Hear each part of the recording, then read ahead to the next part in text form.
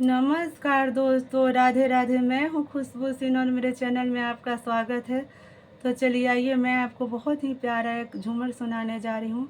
एक पत्नी अपने पति से क्या कहती है, आइए सुनिए। अगर आपको अच्छी लगे तो चैनल को लाइक और सब्सक्राइब करें और कमेंट करें। पटना में लेई के मकनिया हो, पियवा राखे सवतिनिया।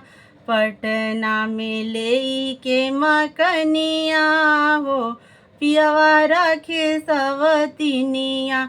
नैहर में रहती तमाई से कहती, नैहर में रहती तमाई से कहती। ससुरा में सासु जोगिनिया हो, पियवा रखे सवतिनिया।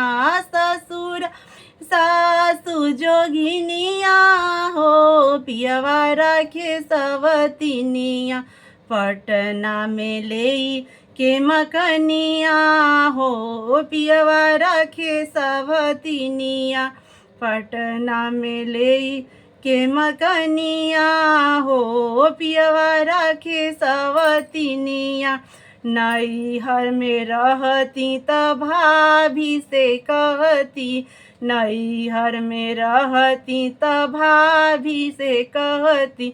ससुरा में गोतनी नगिनिया हो, पियवा राखे सवतिनिया।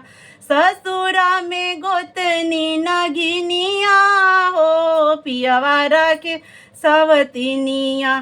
पटना में लेई के मकनिया हो, पियवा राखे सवतिनिया। पटना में लेई के मकनिया हो, पियवा राखे सवतिनिया।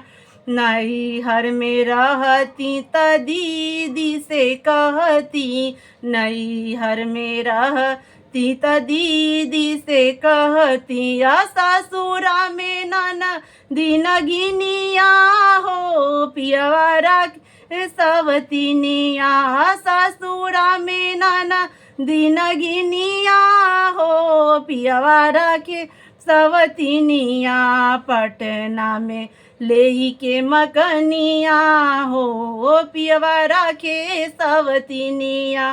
पटना में लेई के मकनिया हो, पियवा राखे सवतिनिया।